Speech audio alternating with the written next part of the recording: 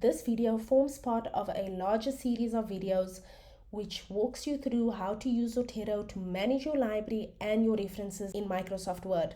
Links to the rest of the videos in this series are pasted in the description below. In this video, I'm going to show you how to change the citation style in your Word document.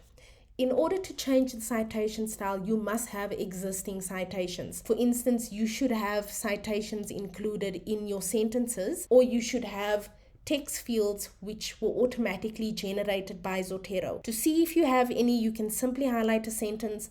Everything generated by Zotero is highlighted in gray. If I want to change the citation style of the document, I go to Document Preferences, which opens up this dialog box with all the citation styles. I'm currently on Harvard. If I want to change to APA, for instance, I can simply click on APA and then click OK.